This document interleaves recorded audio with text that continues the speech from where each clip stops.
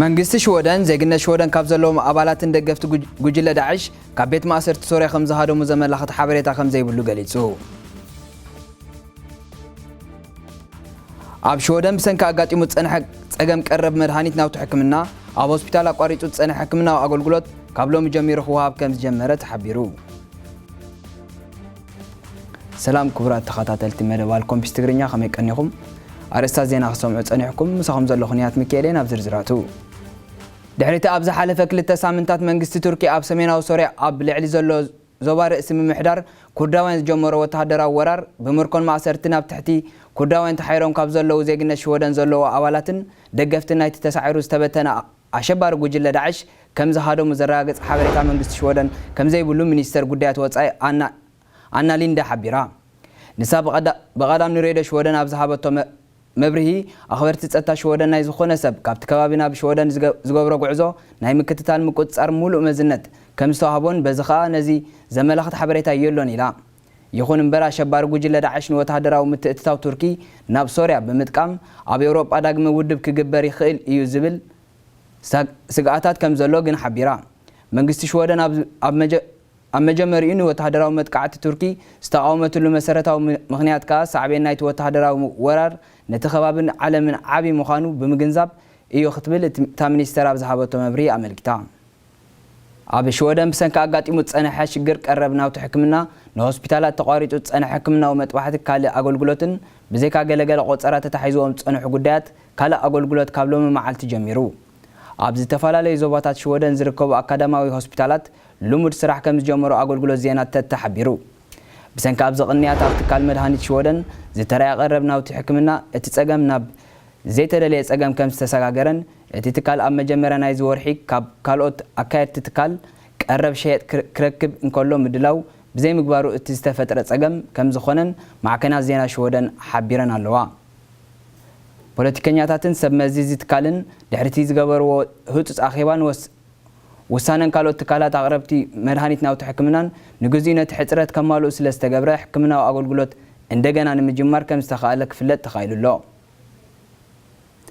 ከም ዝዝከር ኣብ ዝሓለፈ ቀዳመ ሰንበት ህፃናት ተሓከምቲ ወሲኽካ ብዙሓት ህፁፅ ሕክምናዊ መጥባሕትታት ዝፅበዩ ዝነበሩ ሰባት ቆፀሮኦም ከም ዝተወንዘፈ ይዝከር። ሰልፊ ሞደራተር ኣብ ሽወደን ብመሰል ዕቑባ ብግዚያውነት ይኹን ቀዋሚ መንበሪ ፍቓድ ተዋሂቦም ብማእሰርቲ ዘቕፅዕ ገበን ምዝፍጽሙ መንበሪ ፍቓዶም ብምስራዝ ካብ ሃገር ክወፁ ዝሕግዝ ሕጊ ዘጣመረን ካልኦት ዝተፈላለዩ ውጥናት ከተግብር ከም ዝወሰነ ኣፍሊጡ። እቲ ሰልፊ ኣብ ዝቕንያት ኣብ ከተማ ቬስትሮስ ኣብ ዘካየደ ውድብ ዓመታዊ ጉባኤ ንጉዳይ ገበናት መርመራ ኣብቲ ሃይማኖታዊ ዝሰረቶም ኣከዳድና ኣብ ኣብያተ ትምህርቲ ዝኽልክል ሕጊ ክገብር ጉዳይ ሕቶ ዕቑባን ውህደትን ዝኣመሰሉ ሕቶታት ምስ ካልኦት ተመሳሳሊ ሕቶታት ብምልዓል ምስ ዝንቀሳቐሱ ዘለዉ ሰልፍታት ተሓባቢሩ ክሰርሕ ከም ዝወሰነ ኣፍሊጡ። ብጉዳይ ሓተቱ ዕቑባ ዝኾነ ሰብ ኣብ ሽወደን መንበሪ ፍቓድ ተዋሂብዎ ካብ 6 ወርሒ ንላዕሊ ብማእሰርቲ ዘቐፅዕ ገበን ወይ እውን ተደጋጋሚ ጥሕሰት ሕጊ ምዘካየድ ፍቓዱ ተሳሒቡ ካብ ሃገር ክስጎግ ዝብል ርእይቶ እቲ ሰልፊ እቲ ጉባኤ ተቐቢሉ ብምጽዳቕ ነቲ ሰልፊ ኣብ ፖለቲካዊ ምንቅስቓሱ ክሰርሓሉ መዝነት ሂብዎ ከም ዘሎ ጸብጻብ ቴሌቪዥን ሽወደን የመልክት። ብዘይካዚ ሰልፊ ሞደራት ምስቲ ኣኽራሪ ርእይቶ አንጻር ወጻእተኛታት ዘለዎ ሰልፊ ሽወደን ዲሞክራሲ ክዛተን ሓቢሩ ክሰርሕን ከም ዝወሰነ ይንገር። ኣብ መላ ሃገር ሽወደን ብፍሉይ ዝተጎድኡ ከባቢታት ተባሂሎም ካብ ዝፍለጡ 22 ከባቢታት ትሕቲ ዕድመ ቆልዑን ኣብ ምምላስን ምሻጥን ዕፀ ፋርስ ከም ዝተዋፈሩ ኣብ ከተማ የቶበሪ ዝሕተም ጋዜጣ የቶበሪ ፖስተን ካብ ዝገበሮ መጽናዕታዊ ጸብጻብ ተፈሊጡ። ብመሰረት መጽናዕታዊ ጸብጻብ እቲ ጋዜጣ ቆልዑን ትሕቲ ዕድመን መንእስያትን ኣብ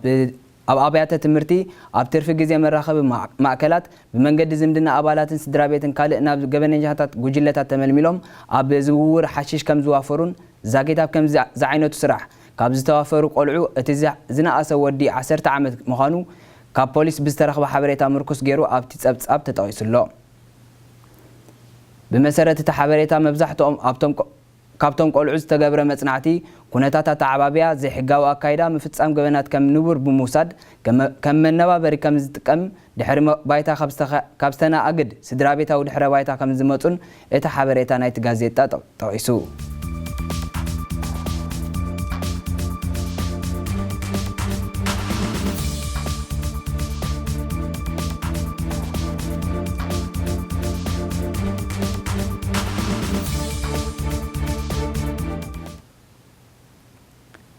كبرات تخاتلتي مدبال كومبيس تغرينيا زختكاتلو صنعكم زينا ينيرو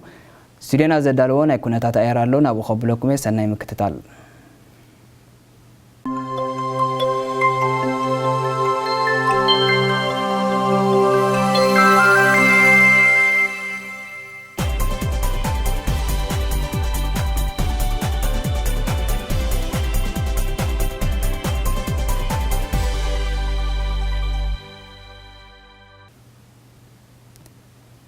نلومي حزنا لكم متسينا زنبرنا مدب زتخاتلكم ما ينيرو ابزقص المدب نخسب نراقب دحن قنيو